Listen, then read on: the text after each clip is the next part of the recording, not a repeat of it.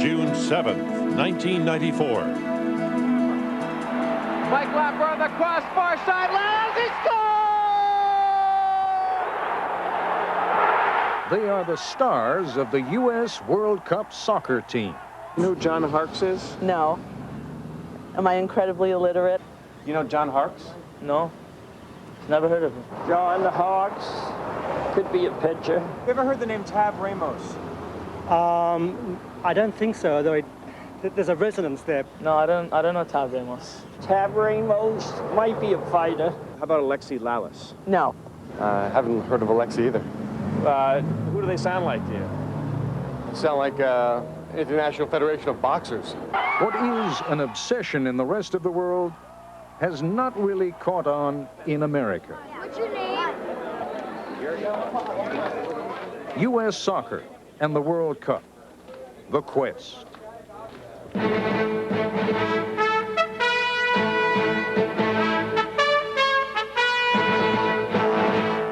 This is ABC News Nightline. Reporting from Washington, Ted Koppel. You may as well know the worst right away. I am a soccer fan. I played the game as a boy and a young man, and would choose to watch a good soccer match over the All-Star baseball game any day of the week. I realize that may put my U.S. passport in jeopardy, but a man has to stand by his principles. You should also know that before this program is over, you will see me realize the lifelong ambition of kicking the ball around with members of the U.S. national soccer team. You may want to send the kids to bed before that happens. It is, you see, time for the playing of the World Cup. Unlike the Super Bowl or the World Series, which exclude everyone but a couple of Canadian teams from participation, the World Cup really does bring together the best soccer teams in the world. Its popularity everywhere but here is so enormous that the television coverage of the World Cup final will be seen by roughly 10 times as many people as watch the Super Bowl. About 250 million fans watch that. Over 2 billion will be watching the World Cup final. Oh, did I mention all the World Cup games are being played this summer here in the United States? That will bring over 1 million foreign visitors to this country. And if nothing else, we thought you might want to see what all the excitement is about. He has 2 free-kick goals. Right foot, goal, it's Germany! The German fans, whose team won the last World Cup and are favored to win this one, simply go nuts. British fans have a reputation for getting drunk, nasty, and violent. In 1969, a border dispute between El Salvador and Honduras escalated into a brief war after a disputed soccer match between the two countries' national teams. Most Americans are, in fact, prepared to concede the occasional usefulness of soccer players, but only under certain limited circumstances.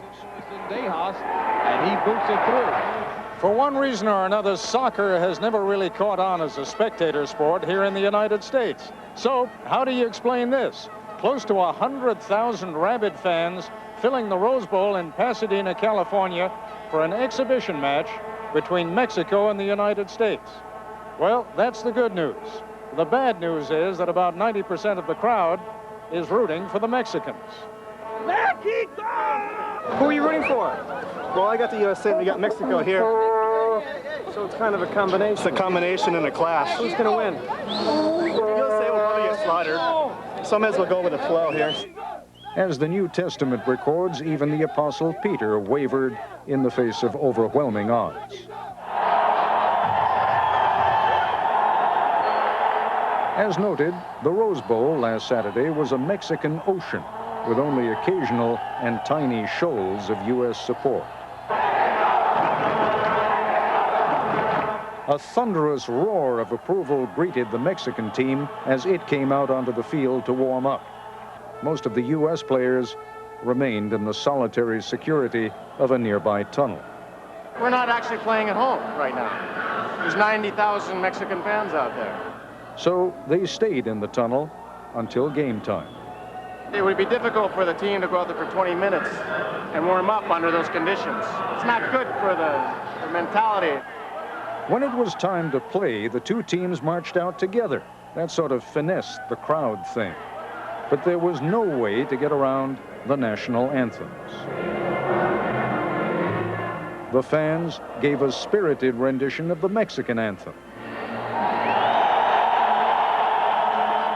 And then listened politely to what sounded like an old recording of the Star-Spangled Banner by the Lennon Sisters.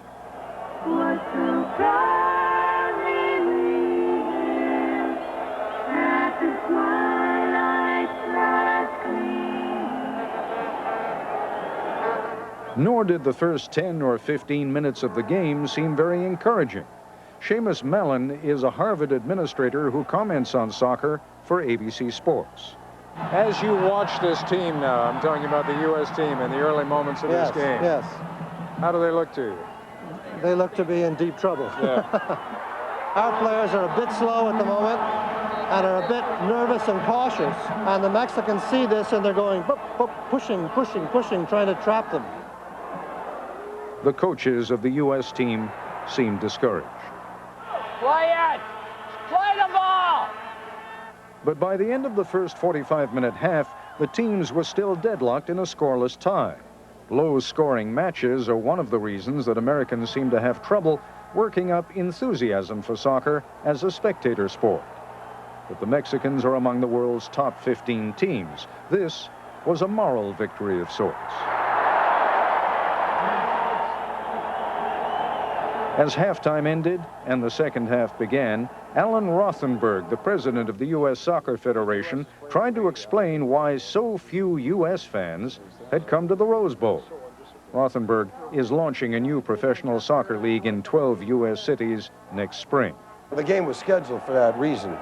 When the draw took place, it turned out Mexico was not going to be playing in California, and we wanted the Mexican-American fans and some of the Mexican nationals have the opportunity to see their team, and so we purposely scheduled the game, and our major marketing was into the Mexican-American community. Yeah, nice try. You put any other sport here, I mean, you know, you put American football here, these poor Mexican-American fans wouldn't be able to get into the stadium. Your theories on why it is that this sport, which is so incredibly popular everywhere else in the world, yes!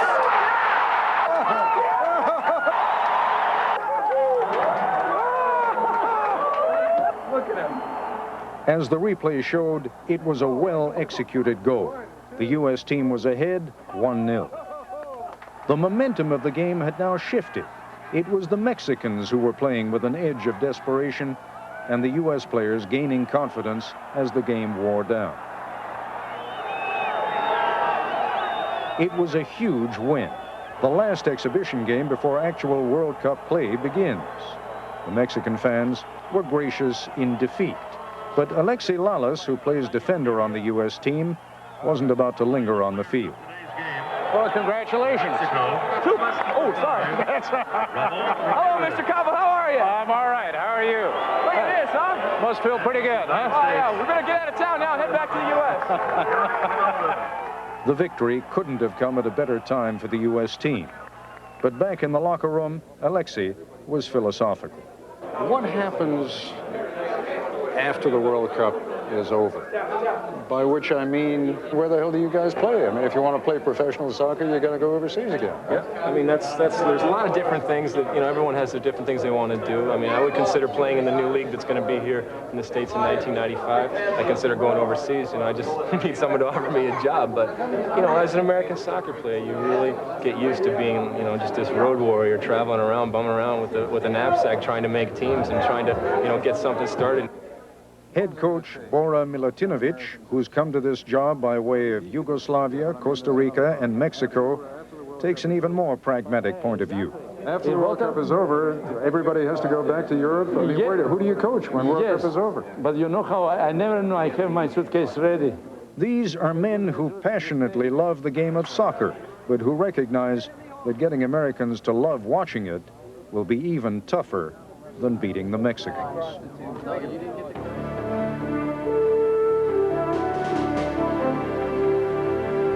This is ABC News Nightline.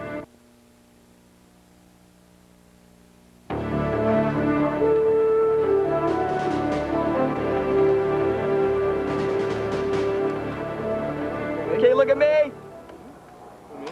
Don't blink. Since hardly anyone in this country seems to know who they are, the 22 members of the U.S. World Cup soccer team have had to develop a sense of humor. I like it. Okay. Come on, quit laughing here. Come on now. Look at me. Give me your tough look. Give yourself a nice My name is Alexi Lawless, and where are you from? KFWB Radio. Where's that? It's in L.A. In L.A.? But you're from L.A. No, I'm from Detroit. Okay. So you don't know my name, you don't know where I'm from. That's cool. We're off to a good start here. Okay. Hold on. Chuck? Hold on. Hold on. Okay, go. The U.S. media and the U.S. soccer players regard one another with mutual curiosity. Neither has had a great deal of experience with the other. Indeed, at times, the players are photographed like some sort of exotic specimen, which, in a manner of speaking, is not a totally unfair description.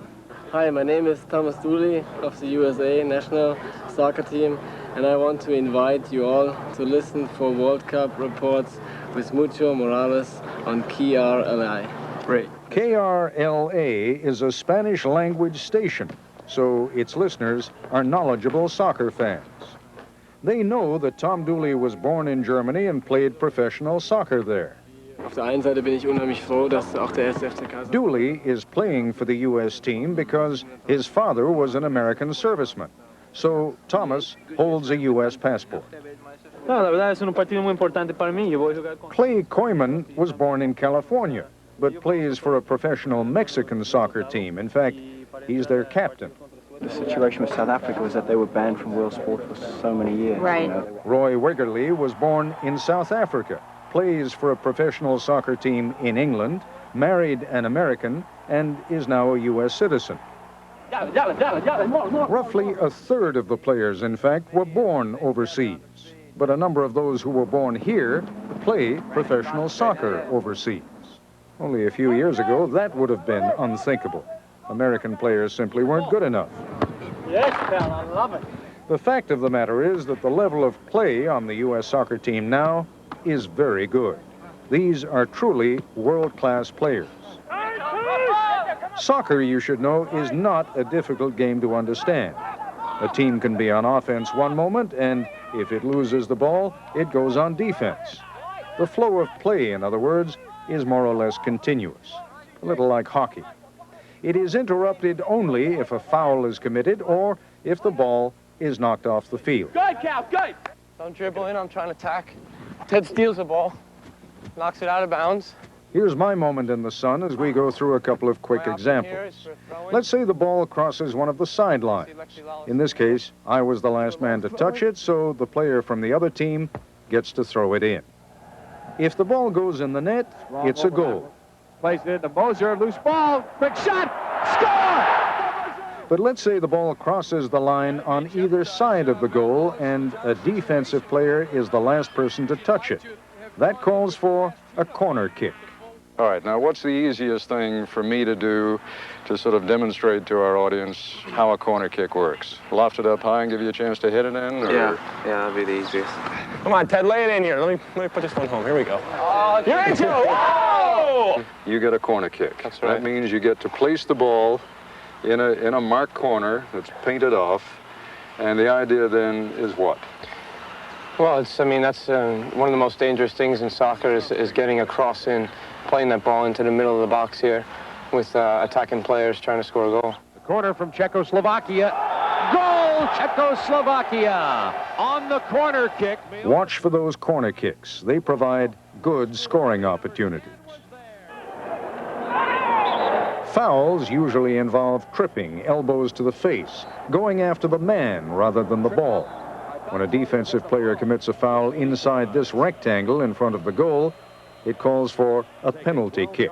One offensive player against the goalie. The goal kick is good, and that was Emmanuel Koundé. Has anyone figured out what the odds are, in favor of the person taking the penalty kick? It's a situation where the kicker is favored probably 80% of the time, so the goalkeeper has everything to gain, really, to make the save, and it's a lot of a mental game, really, between the kicker and the goalkeeper. Hey!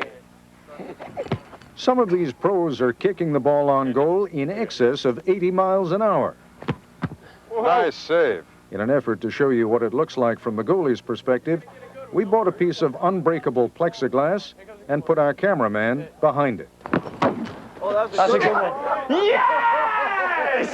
Yes! That's Alexei Lalas. Get that out of here! And that is the unbreakable plexiglass. I think Ted's on. Ted. Yes! These are graceful, strong, superbly conditioned athletes. The game of soccer is not as fast as hockey, not as rough as U.S. football, not as cerebral, perhaps, as baseball. But when we come back, I'll talk to a few of the players, and maybe they'll convey to you how much they love the game of soccer and why.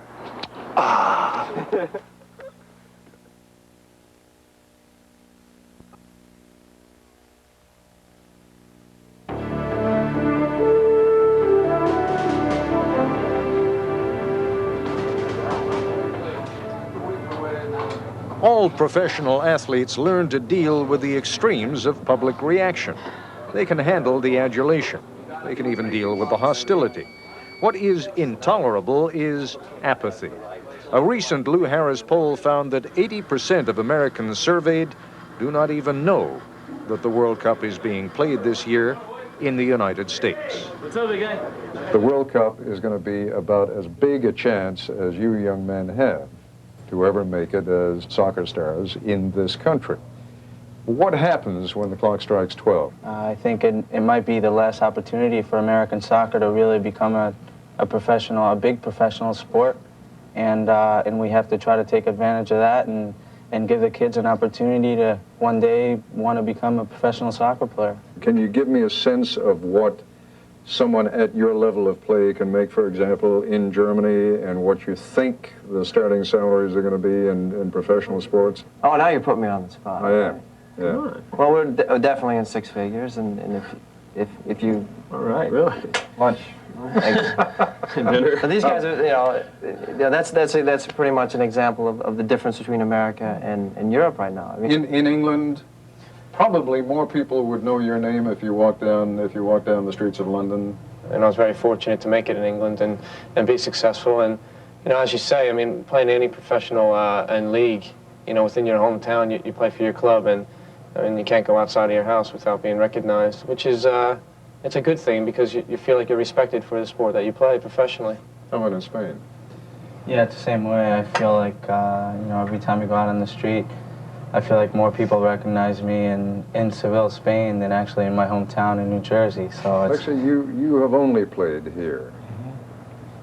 Yeah, I look up to these guys, and these guys, sort of paved the way for us, and I hope to someday be able to play over there and go through the experiences that these guys are going through. What a frustrating thing to have to say, right? I hope one day to be able to play over there, right? I mean, what's it going to take before you can say, I don't want to play over there, I want to play over here? I think it's going to take a lot. First, it's going to take us to do well in the World Cup. That's one. But when I grew up, the only thing we had to look forward to was either playing on the Olympic team or the national team. And, that's great, but I think we need that professional league to get into the world-class level of soccer. I think we're a good team, but I think we're that step behind because we don't have that league yet. What frustrates you guys most about playing in America? Playing in America? Yeah, playing in America. I mean, yesterday when we came off the field after you... that was America?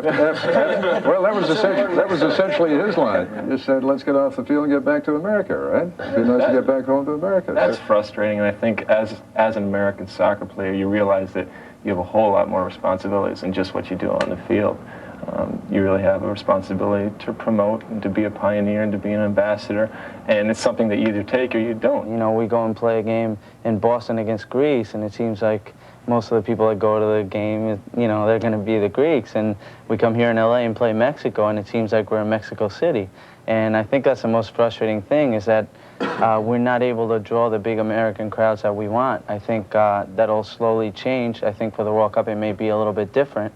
But it's just going to be the beginning. We can't expect this to change overnight. There's this arrogance of all these people around the country. Then we're so focused on our little microcosm of sports, when in reality soccer is the biggest thing in the world, and people are like, oh, forget it, who cares? Why are we even having this World Cup? And it really is a sort of arrogance. We, in America, this great country, we were the best at everything, but we're not the best in soccer. You know, and we have to open our mind and open our, you know, our hearts to this game. Yeah. Oh, yes. That's so good. This again. Lex, you killed me, man.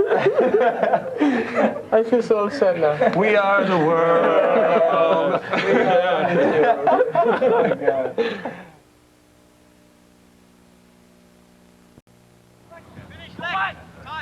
Time, finish.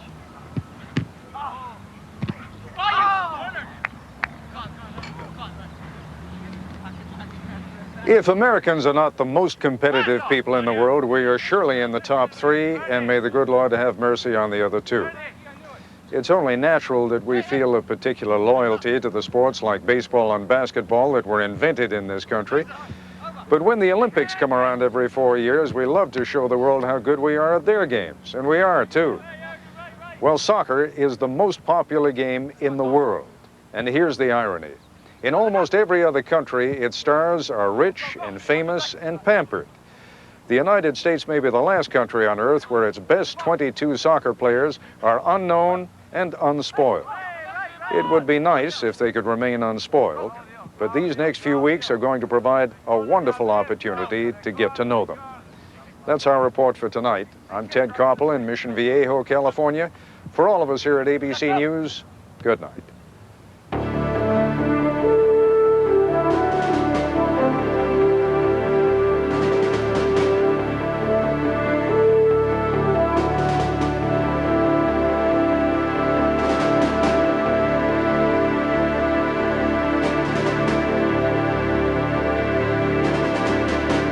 Nightline is a presentation of ABC News. More Americans get their news from ABC News than from any other source.